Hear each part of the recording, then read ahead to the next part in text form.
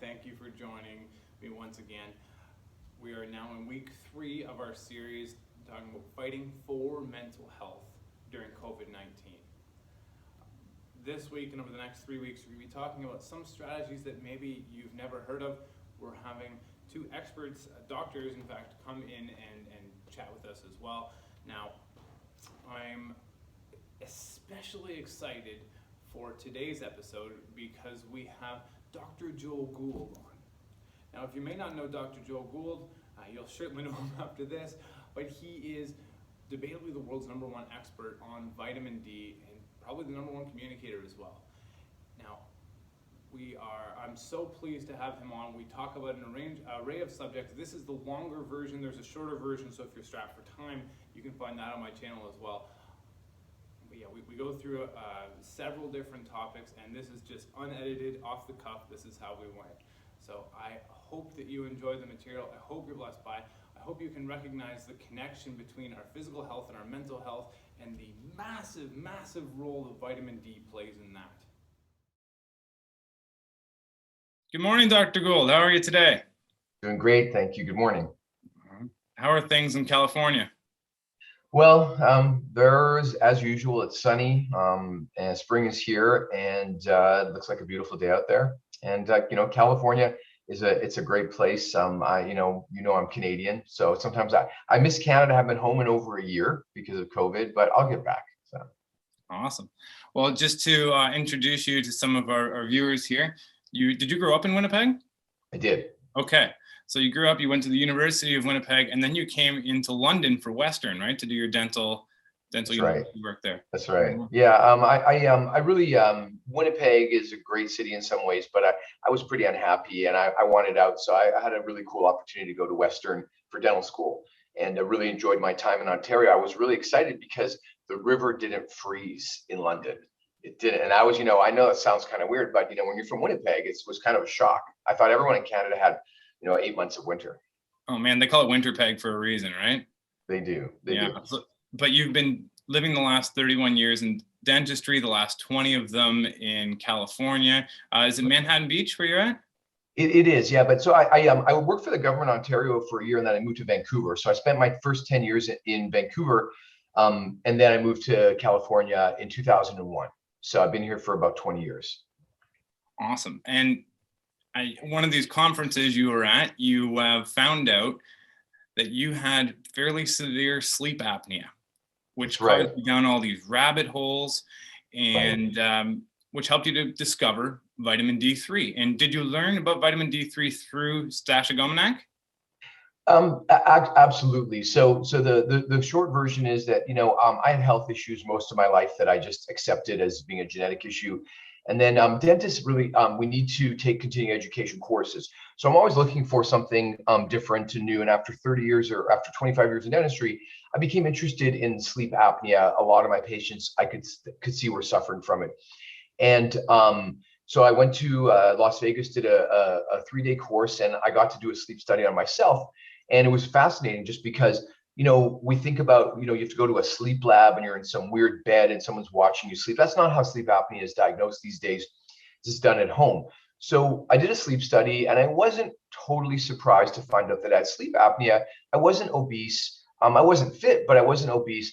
And it was a little bit surprising. And at this convention, I was told, what is the root cause of sleep apnea? It's a big neck, and being fat is your fault. You did this to yourself. You're a terrible person. You're lazy. You're a glutton. And it's really damaging and bad. Sleep apnea is like an accusation of poor health. And when I used to ask my patients if they'd ever heard of sleep apnea, they would literally recoil and revulsion and shout like, not me, I don't have that. And it was like such a personal insult to somebody. There's 2 reasons. Reason number 1 is sleep apnea is an accusation of poor health because everyone thinks it's caused by obesity. The second thing is that everyone's very strangely protective of their sleep. It's embarrassing to them if they don't sleep right. They say, oh no, I have a lot on my mind. And I'm here to tell people that may very well be true, but the reason that you're not sleeping properly for whatever, however it's playing out in your case, if you have sleep issues, is that this is a biochemical issue that your doctor doesn't know about. And so I found out I had sleep apnea. And I really got into the syndrome because I started to see it everywhere. And I could start to look at people and look at my patients' mouths, and I could see the way their airway looked. I could see the way their tongue looked. And I started to put these pieces together of things that I had been seeing as a dentist for 25 years. And then by accident, I was listening to a podcast by Dr. Stephen Park, who's a really smart guy. He's an ENT, ear, nose, and throat specialist who focuses on sleep apnea. And he did an interview with a woman by the name of Stasha Gomanak. And I heard her voice, and I was like, something just caught my attention. And then I saw her video, and this was a long time ago. It literally only had maybe 20,000 views. And she was talking about vitamin D. And I had never really heard of this because, just like everyone, I thought it was in milk, and I thought that it comes from sunlight, but I'm fine because I live in California. How would I not have enough vitamin D? All these different things that everyone is talking about that are completely erroneous because your doctor didn't learn about this in dental school or medical school, and you don't know what you don't know. So when I started to understand what vitamin D was, I literally was baffled at how we could be in the situation now. It's 2021, and doctors still don't know what vitamin D is. I was very disappointed that Canada didn't have a better response to COVID with the information that is obvious to a lot of people. So so I figured out what vitamin D was, and I realized this is nothing at all like people think. And even more, sort of one next layer of disappointment was I found a gentleman by the name of Weston A. Price.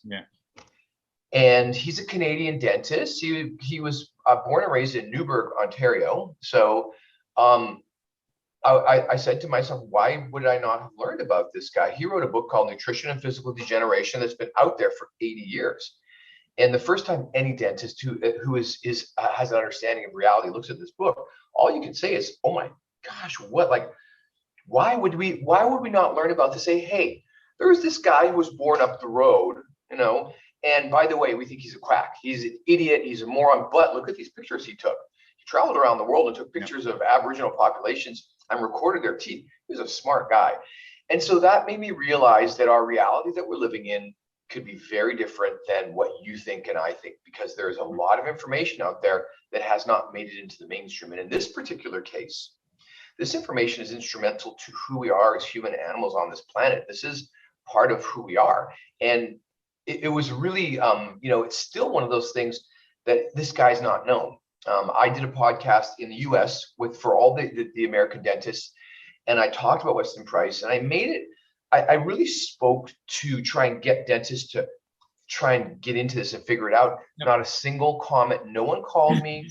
No one had anything to say of all the dentists in America, which was really, it was very sad and disappointing. This is really important information. Yeah, because the mouth is like the gateway to the rest of the body, right? Well, it's not only a gateway, but it's a reflection.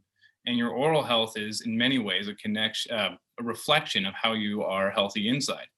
So Absolutely. That's why Weston Price's research and his pictures are so important, is because they didn't even have, most of these people didn't have toothbrushes, certainly didn't have floss, but yet their teeth look incredible. Yeah. And how can that be? Yeah. And that goes to the idea that animals in the wild don't get cancer, but our pets do. So, what Price discovered, which I think is the real take-home message, is that at the time that all this was going on in the 1930s, this was a very dark time in history. And the major medical paradigm was one of eugenics. And eugenics is basically your genes. Who are your parents? How were you born? And it was really based on the idea that people with lighter skin color are less evolved than people with darker skin color, which is unfortunately still very prominent in today's news, and people really have their prejudices. But he was a real thought leader at the time, because everyone was saying, listen, you're born how you're born. And they were euthanizing people, that they would call them morons, and this was like a medical, oh yeah, this or an idiot, to say this is an idiot. And they were really utilizing really horrible ideology to marginalize people instead of helping them. And then these are very different times, and the world was a very different place. But he is the modern father of something called epigenetics, and epi is above genetics. And that's a really important concept, because what he printed in those books, which was so interesting, was that in one generation we had parents with perfect teeth, and in the next generation the kids' mouths fell apart. And it was kind of shocking, because everyone's thinking, well, genetically that can't happen. But there was a real lack of, and there still is a real lack of understanding what the environment does to the growth of our jaw. And that's what Weston Price, to me, is the most important thing he did. He said, hey guys, this is the environment, this is the diet and nutrition and behavior of these people. When they are living their traditional life, they do not need to brush their teeth. And when they become modern, their mouths are falling apart just in one generation. And not just decay and gum disease, which is bad enough, but the actual destruction of the lower jaw, not growing enough, and then basically causes a problem with sleep and breathing. So everyone starts to breathe with their mouth open. It narrows the jaw and changes the shape of the face, changes the size of the airway. Very, very profoundly destructive and very simple. Called long face syndrome, right? That's correct. Due to lack of K2. Yeah, well, so and D3. D3 and K2. So the way you need to think of it is that your bones are it's like your personal calcium bank. We need calcium. It's one of our most important minerals. We're made up of a lot of it. All of our bones are calcium, our teeth are calcium. And you need two things to be able to manage your calcium. You need vitamin D3, which will make you absorb calcium from the food that you eat. And there's a lot of calcium in the food. But once the calcium gets into your body, then you need vitamin K2 to put it into your teeth and bones to store it. And how it used to work in the old days is in the summer when the grass was green, because K2 comes from animals that eat green grass and the sun is high in the sky, that you get a lot of vitamin D and a lot of vitamin K2, and you take in a lot of calcium and you store it in your bones. And in the winter, especially in Canada, there's no green grass and there's no sun to make vitamin D. So your body's going to start to withdraw that calcium from your bones in the winter. And that's basically a cycle that all humans do when they move away from the equator. So yes, D3 and K2 are extremely important. Remember, I call them soulmates. SOL is for sun. So. Oh, is that why it is? Okay, I was wondering that when I was reading your book. There you go. Yeah. Well, there's a rhyme. I think I have a rhyme. When the sun is high in the sky and the grass is green, you'll find these two. They're a team. When it's dark outside and the grass is brown, they are nowhere to be found. They are soulmates. So there you go. One more fun fact about you. This is a lot of people are going to think this is pretty cool. Is that while doing dentistry, you one time worked on James Earl Jones? I did. I'm not sure if you've heard that story, but I did. Yeah. No, okay. for those of you who may not know, that's the voice of Darth Vader. That's right. Well, the story I like to tell is that literally when I was in Vancouver, I was in Kitsilano. That was where my main practice was, and I heard my assistant like scream from the back of the office, saying, "Oh my God, Darth Vader's coming in!" And Darth Vader's not a real person, guys. But and I didn't know what that meant. So when you hear someone say Darth Vader's coming in, I thought she was a Star Wars fan, but yeah, James Earl Jones showed up in my office. It was pretty cool. That's so cool. And he was an extremely nice guy. So yeah. Oh, that's awesome. So yeah, let's get into this. So today we want to be talking about vitamin D3 and its connection to mental health. So I heard somewhere, it was a documentary several years ago, that 10,000 international units of vitamin D3 would help keep, it would either keep at bay or combat or totally resolve anxiety or depression. So how is that true, and how is that possible? Well, so one of the things I like to say is that you can't fix or repair something unless you understand how it works and know why it broke down in the first place. So the question that we have to ask ourselves is, why are so many people and children and young people suffering from anxiety and depression? What is it that's going wrong with our bodies that this has become so common?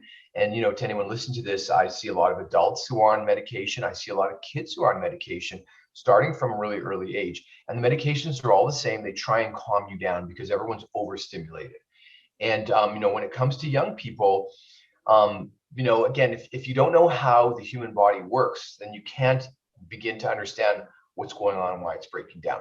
So I really want to explain the system. It's relatively easy. Okay. And I want you to think about this is that, and this is going to go back to, we had a comment that we were discussing about sugar cravings. Why do people get sugar cravings? Well, that's a very, very real thing. And it's not just because we're addicted to sugar. We are. It's a very powerful drug and it's not good for us. But the reason is that everything that happens in our body is either happening because of or as a reason to help us with the environmental cues that come into our body. So our bodies are sensors for the environment, and we take in energy from all around us. Our ears are taking in sound, and our eyes are taking in what we see, but our skin is taking in the light, and our body's taking in the radiation that's coming off the earth. So we however your view of creation is, our bodies were custom designed to live here, really. And so we fit into this perfectly. Now here we are, I'm in this place is like a cage. This is, we were born naked and barefoot, outside. This is how we're supposed to live. And now we're living in these cages. We think this is home. It's not. This is a world we created. And I get it. I'd rather be in here than out in the elements, but we have to make sure that we tell our bodies what's going on. So vitamin D is a very profound signal to our body because it's made by sunlight, and it's only made when the sun is really high enough in the sky to reach us. And it's a very limited amount of time, especially in Canada. So your vitamin D is a huge component because, we here's what we need to survive. We need air, you got to breathe. We need water, got to drink. We need food, okay? But sunlight is instrumental to our health because it profoundly affects us in two different ways. Number one, the circadian rhythms, our body and our body chemistry is tied to the light cycle of the day and the night. Our bodies will use energy any way it can. And the light, as the sun comes up and goes down, is going to tell our bodies specific things through our eyes. But the one profound thing that vitamin D regulates is the gut microbiome. Mm-hmm. So you've been hearing probably a lot about the gut bacteria. Everyone's taking probiotics. Why? Why is this happening? Well, our DNA, so our own genes, we've got a lot of them, but the gut bacteria that we have, their genes outnumbers ours 100 to 1. So we actually have technically enslaved these little bacteria inside of us, and we give them food and protection, and they give us chemicals. Their waste products are part of our biology. And I want you to think about a bear that goes into hibernation. How long is a bear in hibernation for? Months. Well, where is it going to be getting its vitamins and minerals from? Nowhere. It's going to have its own gut bacteria that are going to make all the chemicals that it needs to survive. Now, this animal's powered down because it's winter, and that's what happens to us. So when our vitamin D level goes down, our bodies start to make some shifts, and it happens in the gut microbiome. Mm-hmm. So when it's summer and you have a high vitamin D level, you have a specific amount of bacteria in you or types in you that are giving you different chemicals, giving you the signals to build muscle and to do all these different things. When that vitamin D level goes down, mm-hmm. your body has a choice. This sunlight, this vitamin D is like a fuel. And if you don't have enough, your body's going to start to ration it. So the first thing that happens is the gut microbiome shifts. And the reason is there's not enough vitamin D to keep the microbes that are associated with summer building muscle and growing. In the winter, that's all powered down.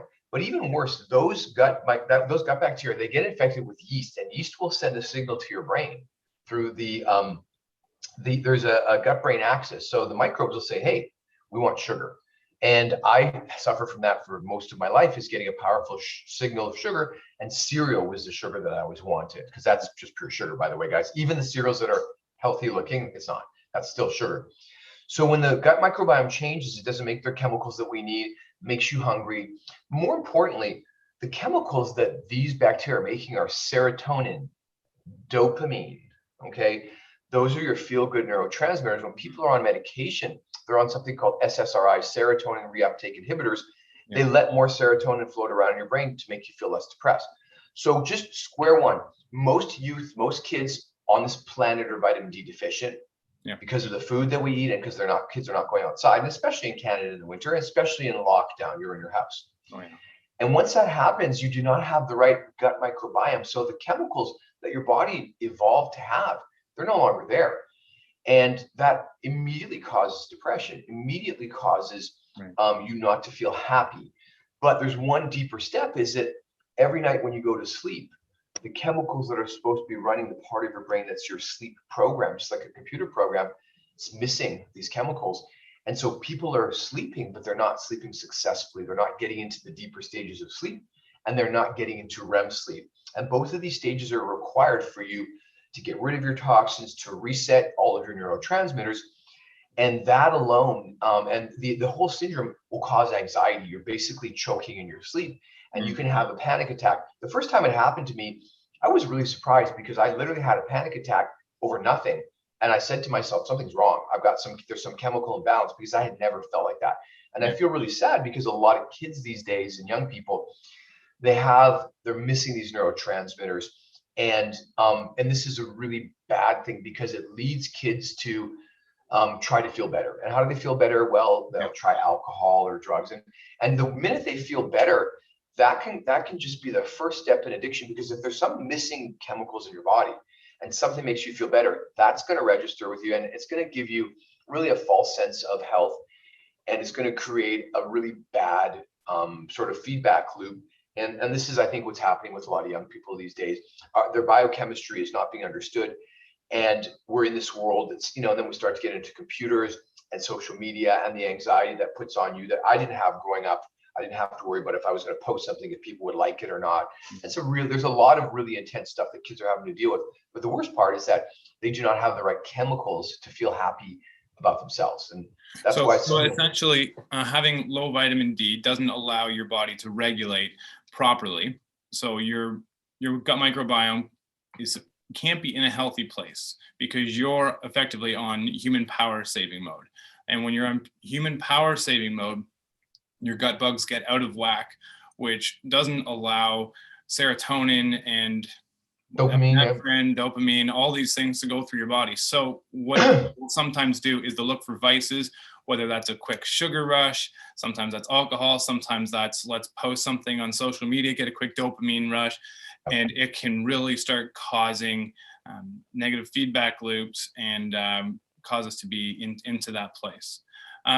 Is there a connection between vitamin D, sleep, and inflammation? Because I've also heard that mental health is caused by inflammation in the brain. Right. So I guess the most important way to think of it is that vitamin D, it helps you to activate genes.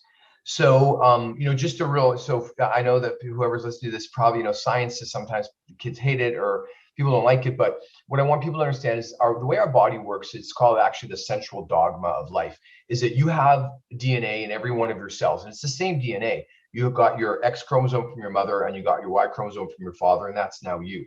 That is your blueprint or your template. Yeah. And we utilize that blueprint. We open up the DNA and we copy it. When we copy it, what comes out of there gets made into enzymes and proteins. And that's what we do.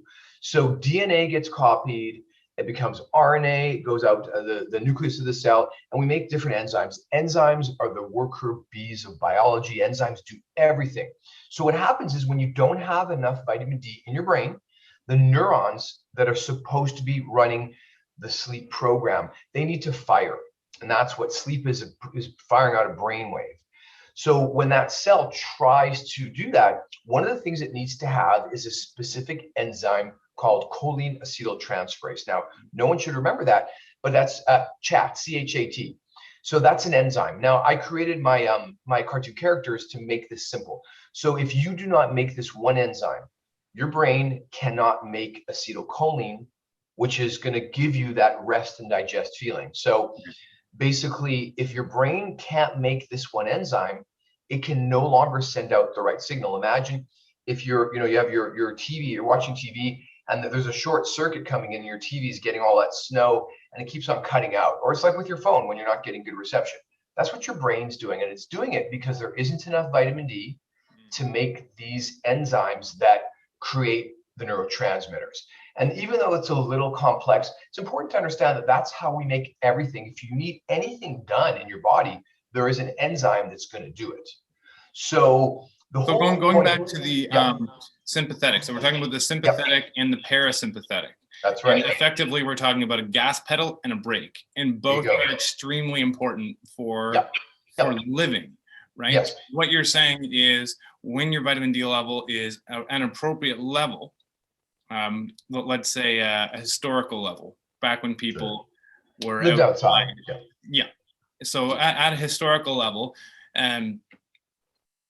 you're able to press the brake adequately. I mean, you need to be pressing the brake, and when you sleep, you got to brake hard, right? And so inadequate sleep is going to lead to just not being in the parasympathetic long enough, which leads to a whole array of issues. Right. And so what that is, to anyone listening to this who has a hard time gearing down for sleep, this is the most common reason, is that we have two settings. We have fight or flight, which is at the top. That's the most excited you can get about anything. That's fight or flight means that you're either going to fight an animal to the death, and either the animal's going to kill you and eat you, or you're going to run away so fast. So either way, that's at the height of activity of what humans are ever going to do. At the opposite end of that is the rest and digest setting. And that is when the lowest level is when we're asleep. It's because we're completely calm. And so we shift back and forth between that all day long. And it is exactly like a gas and a brake. So initially, vitamin D deficiency, the first thing it will do is it will get rid of the rest and digest program, so that you'll be stuck in fight or flight. And that's what the anxiety people feel is they're on high alert for that animal that's going to chase them or kill them, and they cannot gear down. They cannot gear down to calm down or for sleep or any of that stuff. So that's the most important thing. Now, as the syndrome progresses, that switch gets really broken, and we fall out of that into a different stage. And that's why I call people roadkill. Is it because they no longer are in heightened, there's so many things going wrong with their body that they're just kind of like, yeah, whatever. Your body's like, okay, I try to sleep, but I don't care anymore. So that the vitamin D is critical. And what vitamin D does in your brain cells, it copying your DNA. That's what it does for the bacteria in your gut. That's what it does for all of your body. Vitamin D helps you to transcribe your genes to make enzymes and proteins that keep you healthy. One of those is the ones for infection. Everyone is wearing a mask now. And the reason is that people are worried about a viral infection. Well, we have viruses everywhere, and COVID is a virus. And so one of the things our body will make when we have enough vitamin D is something called cathepsidins. These are little antimicrobial, antiviral little attack dogs. So your body, in your immune cells, if they have enough vitamin D, they will copy a portion of the gene that will encode for over 200 antibacterial, antiviral little protein attack dogs that are going to go out in your body to destroy any pathogens. They're on your skin and your lungs. You make these everywhere. But if you don't have enough vitamin D, you cannot make enough of those cathepsidins, and you will become susceptible to viral infections. And then after you get a virus, if you get a cold and then later it turns into a bacterial chest infection, that's all vitamin D deficiency, because now you first had a virus and you're very immunocompromised, and then after you fought it off, the bacteria in your lungs overgrew. That's a really clear sign of low vitamin D.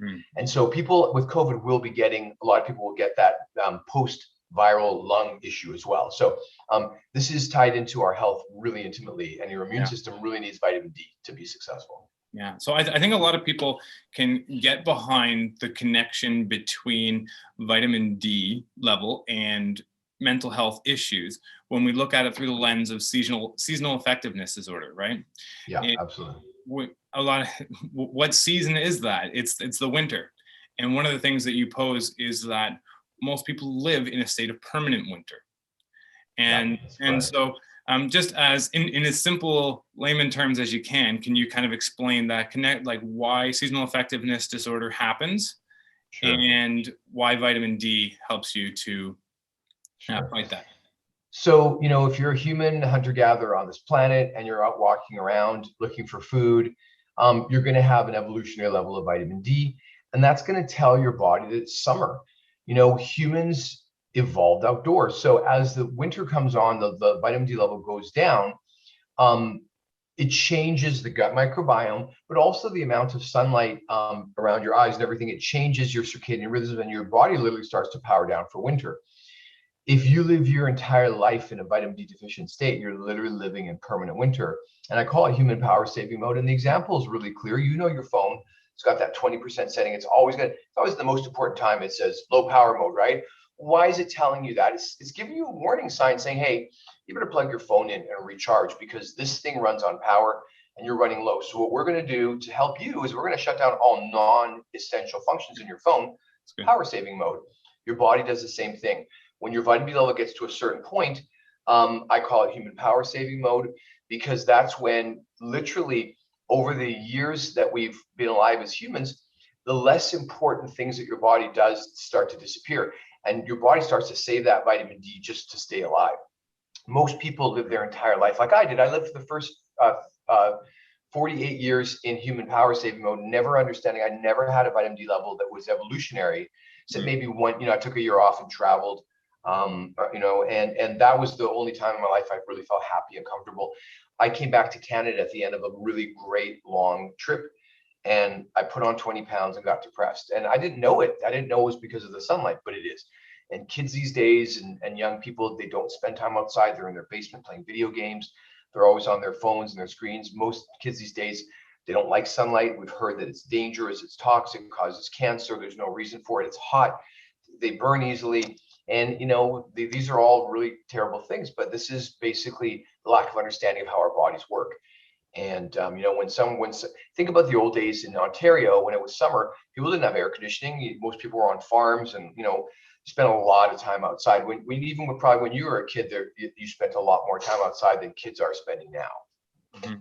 So let's talk about that. Let's talk about the sun, cancer, and different levels. So from my understanding, it's not actually the sun that gives you cancer. It's inappropriate sun exposure. Right. Well, so that's one of my quotes. And I think I like to think it a little controversial, because I say the sun doesn't cause cancer.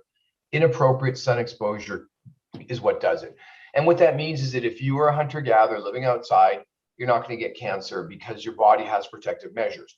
But having said that, if you're a hunter-gatherer in the northern hemisphere, if we move you down to the equator, you're going to get cancer.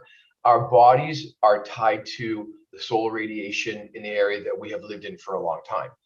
So if you do everything naturally, you're probably not going to get cancer. The problem is that we spend all this time indoors, and then summer comes and then kids will get burnt. So a sunburn can cause damage to the basal cell layer.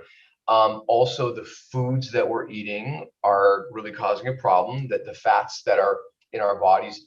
A lot of scientists are saying that the cancer is more related to those non-natural fats that have been produced by chemical companies. And then there's just the idea that people are wearing sunscreen, which can amplify cancer. Right. So what people should do instead, from what I've heard, is, well, and if we think about it logically, let's just do that. We start in March and we get sunlight, and then you build up that base layer. We're in April now. Sometimes my shadow is shorter than me, so I'm thinking maybe I'm getting some UVB radiation. Yep. And you build up that base. And if you build up that base, then you can be in the sun for extended periods of time with minimal covering, and then you get that vitamin D level. Also, an appropriate vitamin D level will help you to not get burnt. That's right. So UVB radiation. So sunlight comes with UVA and UVB radiation. UVB is the one that's the one that we kind of want to focus on. UVA radiation is powerful and it penetrates deeply, and all sunlight damages tissue. That's normal. All right. So we have damage during the day, and we're supposed to have repair at night. And the problem is, if you wear sunscreen, it's going to block your ability to make vitamin D. It's going to block the sunburn itself, and it's going to prevent the production of melanin. Melanin is your body's natural sunscreen. So a tan, there's certain things that we just know that are natural. When you feel the sun on your skin and it feels good, that can't be a bad thing. Okay. Right. It's how we live our lives that can make it bad. But when you see somebody who has a tan, they kind of look healthy. And there's a reason. It's just because sunlight is instrumental in who we are. And sunlight doesn't just make vitamin D. There's all kinds of chemical reactions. There are photochemical reactions that are powered by sunlight. Mm-hmm. And one of them, I'm going a little deeper into my science, is that even though I really want people to understand vitamin D because it is so profound, but it's not the only thing that we make in sunlight. So there's lots of other things. Yeah. So I think it's really important to spend some time outside. And if you want to do that, you can't do this. You can't spend all your week indoors, and then on Saturday, it's July in Ontario, and you don't have any base tan, and you've been eating a bunch of carbohydrates for the last year, and you spray on that sunscreen that comes in a can, and you think, I'm good. I just coated myself and I'm protected. Yep. And there's so many things that are wrong with that. And we have to really start to understand that just like going to the gym, just like trying to eat healthy, exposing yourself to the sun is complex, not because Mother Nature made it that way. It's because of the life that we live. So we have to relearn how to do this. People always say, well, what do I do? Do I go in the sun for 10 minutes and do I do this and that? I can't give you an easy answer. It's like when you say, well, when I go to the gym, what do I do? Do I just do squats? Or, there's a lot of information, and you want to expose yourself and you want to make sure your eyes get exposed and you don't want to burn, and so there's a lot to it. And I really look forward to sharing the information that I discovered. I've got so much material.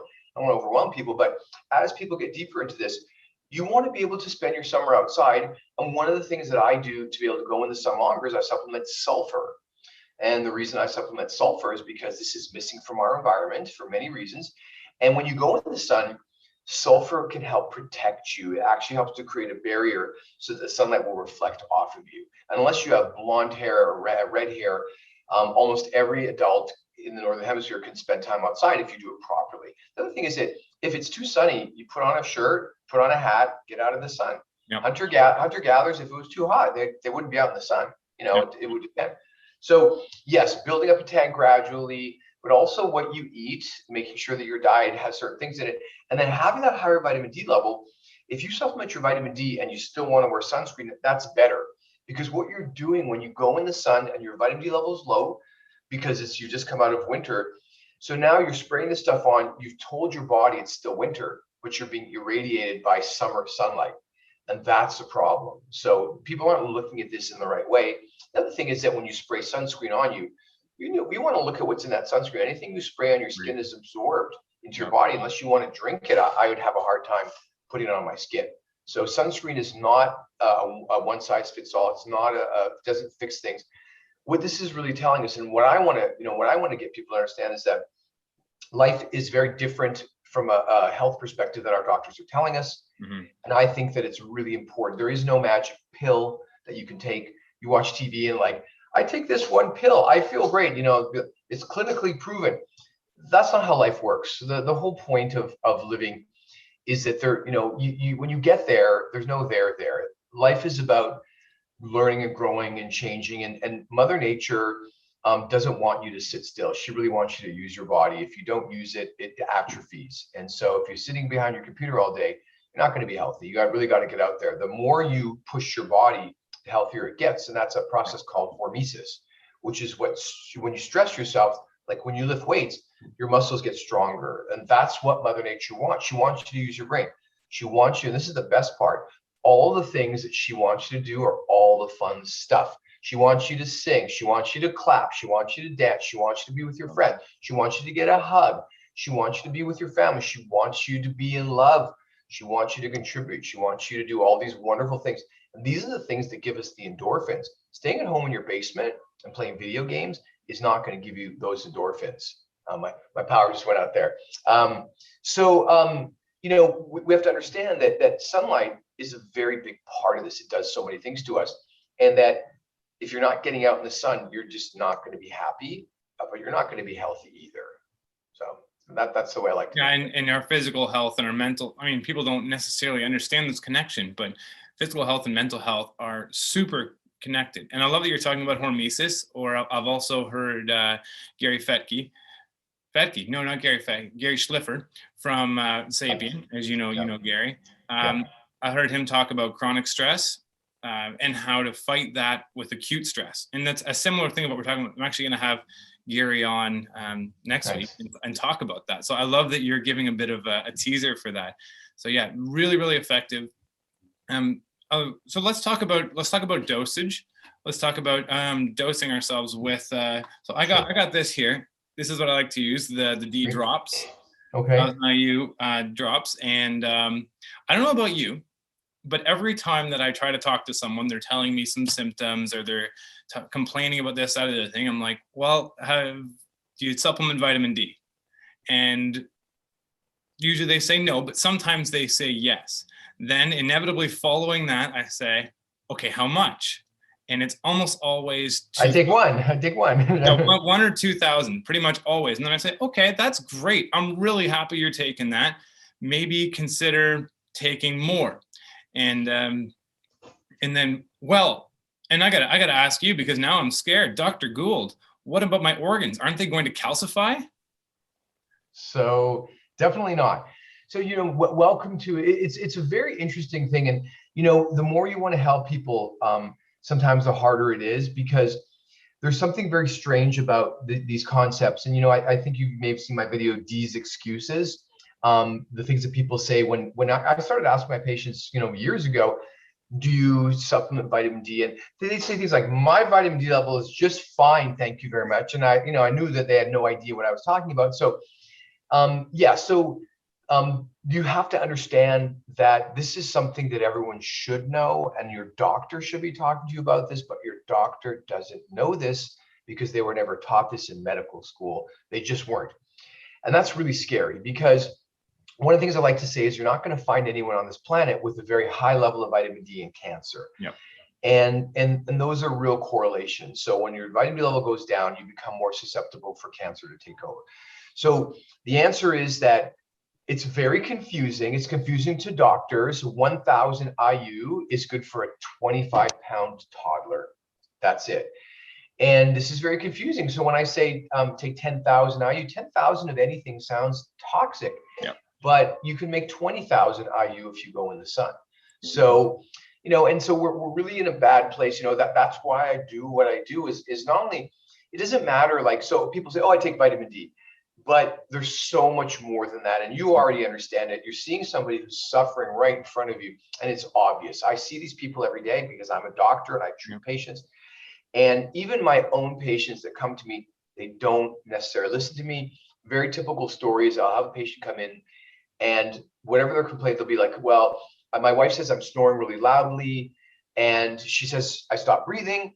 And I say, okay, are you taking vitamin D? And they say, yeah, of course I'm taking vitamin D. And you told me. I say, how much are you taking? I'm taking 1,000 IU. And I say, well, I told you to take 10,000. And they say, yeah, but it seemed so high. And so what do we do when my own patients don't necessarily believe what I'm saying? We have a really long way to go. And that's why I wanted to bring something more interesting to the table, rather than having people say, well, he's a doctor, he says take vitamin D, his book is boring. I wanted to create a completely different paradigm where people can enjoy the fun part of understanding this stuff. So that's where Your book is assuredly not boring. Okay. But let's get into some numbers. Well, Sure. Just a quick note on your book. Your book is extremely colorful. It's got lots of pictures. It's got lots of diagrams. It's got some good science. It's a great book. I love how you named melatonin melatonin. That's such a dad joke. I love it. Well, and also know that ebook is only a preview. I have 3 full books. Oh yeah. And so that's just to show you my real estate, because I really wanted to, I'm a little ahead of the game. And when people start to see that, as I break out these different characters and everything, you'll start to see why I created these. There's a lot of really cool stuff that's going to come from this, and I just wanted it to be fun. No one wants to have anybody yelling at them. No, vitamins, So for example, you mentioned being in the sun in, let's say, a bathing suit, hot day in July, you're going to make approximately 20,000 approximately 1,000 international units per minute that you're outside.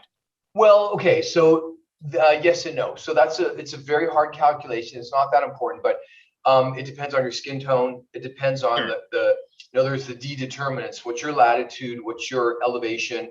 What's the cloud cover? How much of your body is exposed? Yep. What's your skin color? So on average, your body will make up to 20,000 IU in one setting in the sun. Sure. Meaning that the sun's going to hit you, you'll make your vitamin D, and then it kind of stops. All right. And it usually maxes out at 20,000. Oh, okay. Yeah. And so be careful, because we don't want people to go out and just fry themselves and say, I got my 20,000. But, there's a really great app called D-Minder that you can actually set where your location is, and it will calculate for you how much vitamin D you're making. It's pretty good. Not 100% accurate, but I think it's really a cool representation, because it'll tell you when you're making vitamin D. And if you pull that up right now, you guys are probably making vitamin D from about 11 a.m. till about 1. So there's that small window now, and it's going to get much bigger as we come into summer. Yeah, and was it 40,000 international units equals how much? 1 milligram. 1 milligram. 1 milligram, right? That doesn't sound too scary.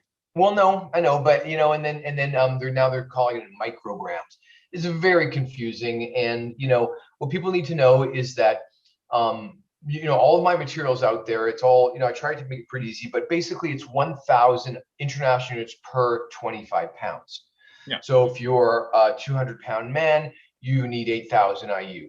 If you're low, then you want to have a higher dose initially, because if you can imagine that your vitamin D is like a reservoir. When you're down here, ask you talk about the reservoir. Yeah. Right, there you go. So you're going to be adding this little tiny amount of vitamin D. You're never going to get up. You want to be at this threshold here. So initially, I want to take a higher dose called a loading dose. And I like to stick to 20,000 IU as a loading dose. Why? Well, because we just discussed that's a physiologic amount. It's natural. So your body is perfectly fine processing up to 20,000 IU of vitamin D. You should not take 20,000 IU of vitamin D for any great length of time because it's going to go too high. And then you should know that if you take supplements, your level can go way too high. It's not going to kill you, but it's not really good. If you go in sunlight, you'll never go too high. Right. So, and for us in Canada, that level is 250. Yeah. And so does it matter where exactly you're getting your supplements from? So I get mine, I guess it's from sunflowers or something, sunflower oil. Does it matter if it's drops or pills? So I'm going to tell you. So first of all, anything with sunflower, I would avoid.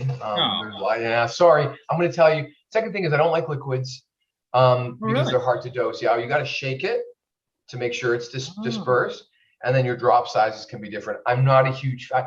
I like it in theory, the liquid, because it's easier than swallowing pills, but I'm not as confident that it's going to be as accurate, but it's probably fine. So I don't want to, I personally avoid the seed oils. I avoid sunflower oil, corn oil. Canada has sorry, Canadians listen to this, is that there's some big health issues that are going to come to light that, the government of Canada is just like anywhere else has been disappointing in that a lot of toxins in our environment. And one of them I like to talk about is glyphosate, which is a very different conversation. But yeah, I personally avoid the sunflower stuff just because of what I know about how these crops are grown. But yeah, so any kind of vitamin D is fine. I created my own brand just because I wanted to have something that people could just get my stuff.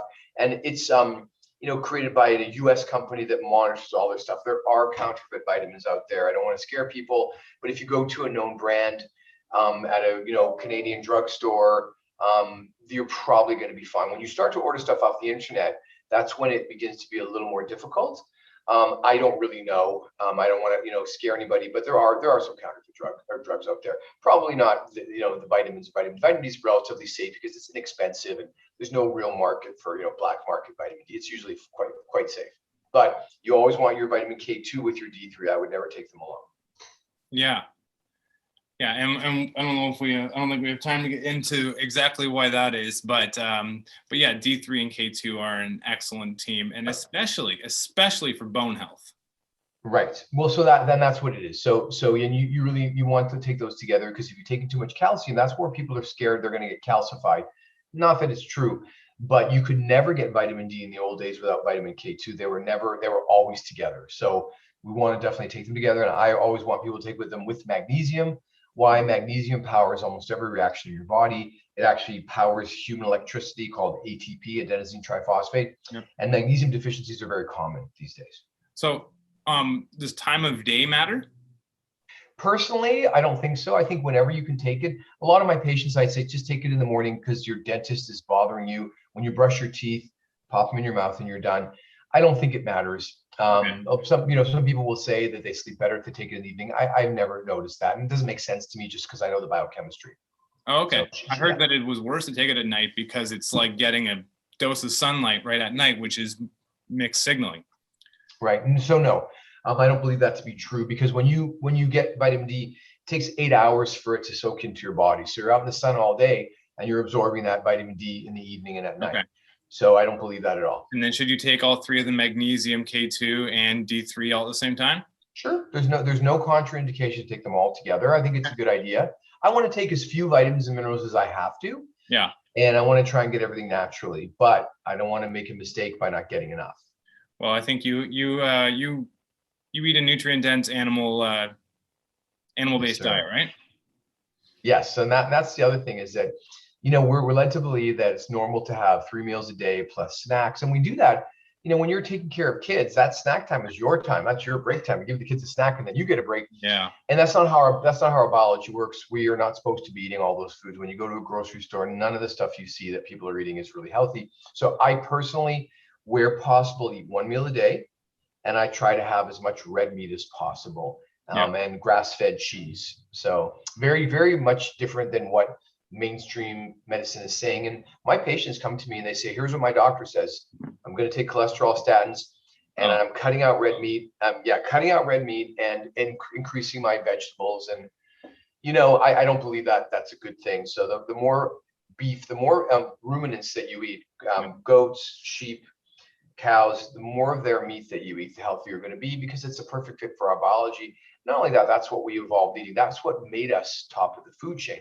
That's how we became these literally incredible physical beings that are so advanced, because we figured out how to hunt and kill animals. Those are a perfect fit. We only ate plants as a fallback, and then later on maybe for some seasoning. But it's very hard to get your mind around. So this is one of my favorite stories. So when I was a kid, I loved hot dogs. Okay. Every kid loves hot dogs. You're at the campfire, you roast them. This is fun stuff. And then as you get older, I was like, oh, I would never eat hot dogs because it's like gross.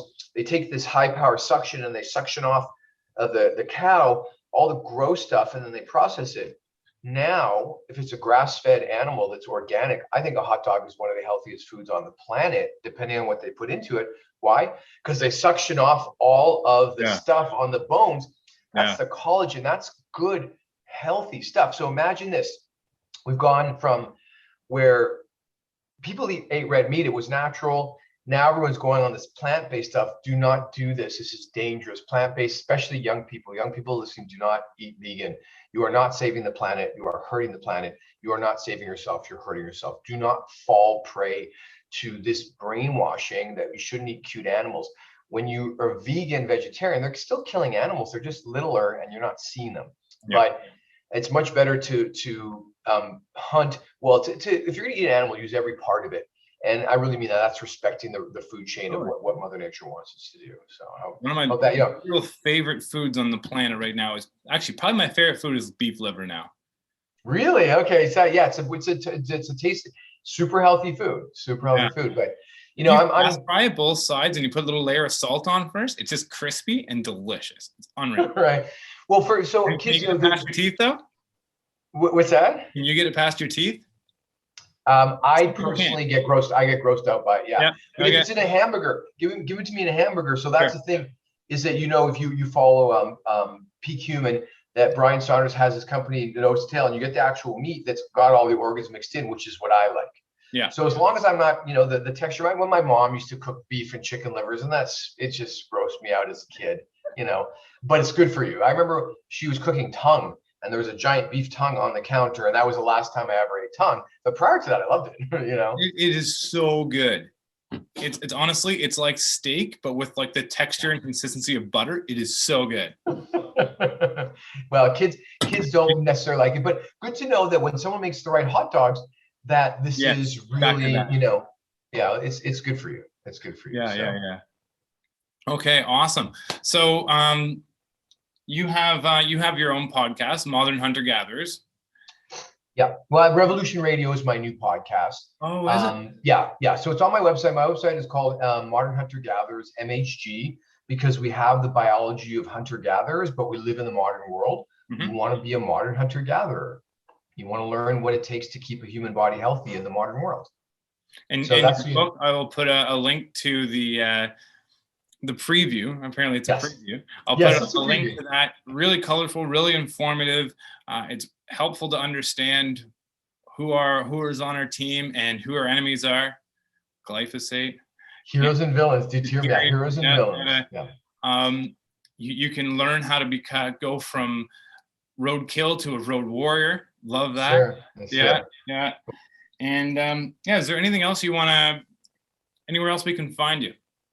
Yeah, no. So I'm my Instagram is modern_hunters_gatherers. But you can if you go to my website, modernhuntergatherers.com, download my ebook. I created these cartoon images. When I was a kid, I think of the posters I had on my bedroom wall, and I look around today and I don't see a lot of great heroes. And that's why I created these cartoon characters for younger kids to be able to. We're going to have it where you can print out, you can order this and it will deliver to you. So you can print it out and put it on your wall, who you identify with, if you like vitamin D3 or magnesium, whoever. I wanted it to be fun, and I wanted younger kids to be able to get excited about science. And I want, when I say deuterium, you don't know what that is. No one knows what that is, but that's why I put it, and you need to know. That's why I put it with the cartoon characters. So I really want my the heroes of light, or my cartoon characters. They're the celebrity VIPs of your body. These are the chemical elements that you really want to give their due admiration and respect, because they keep you healthy. I just wanted to make it fun. So you can find all that on my website, and look for a lot more fun stuff: toys, baseball caps, t-shirts, and all that. These heroes we want to get to know these heroes. We want to really embrace them, and we really want to identify the villains and how to avoid them. And that, you can find all that. That ebook is just a preview. I'm still looking for a publisher for my 3 books, but it gives you an idea, just an overview of what I'm trying to say. And then the one book that I'm really looking forward to launching is called The Modern Hunter-Gatherer Survival Guide. That's going to be the book that young people are going to be able to flip through and just say, yeah, I love this. This is fun, very simple, not too much science. The science is really great for me. I get excited by it, but a lot of people they don't like that aspect of it. So I just want to make it fun and memorable. I want people to remember this. Well, I love the combination of bringing the science in with a word picture, like, human power saving mode, reservoir. Those things are really helpful for sure. Cool. Yeah, and we just wait. So Deuterium will be dropping his first single pretty soon. Oh, grief. Okay. All right. So that's it. His single is called "Deplete Me," and that's like Deuterium sings this. So I'm really personifying these scientific concepts, and I expect it to be a global hit. It's a really cool song. Oh, yeah? Okay. Yeah. It will. You'll remember. You'll be singing the words before you really understand what Deuterium is, and that's okay. Yeah. I'm excited about really having this younger generation understand they're in a really bad situation. I'm already older, but the young people of today, they need to really become activists for their health and for the environment. I'm not seeing it yet. I hope somebody maybe who hears this will be interested. I've reached out to influencers, and they're too busy trying to sell products on Instagram and not understanding that they need to use their influence for the greater good. Yes. That sure, we want success, but influencers need to use their power and influence to help people. And I think that, if you buy something nice for yourself, it feels good for a while. If you help somebody, it feels good for a lot longer. Yeah. And I want people to understand that they need to help themselves. And from a religious perspective, God helps those who help themselves, right? So when you help yourself, it's a feeling of empowerment. And I want to give people those tools to be able to look into themselves and look into nature and look at science and really come away with a more positive understanding that the world that we live in is a really incredible place. And I want young kids to feel that connection to the physical world and to be healthy, because the way things are going with our health, so many people have chronic diseases and a lot of kids, allergies and all this stuff. So I want to really let people reclaim their health. Yeah. And so in your opinion, the easiest way to reclaim your health, and by extension, your mental health, is?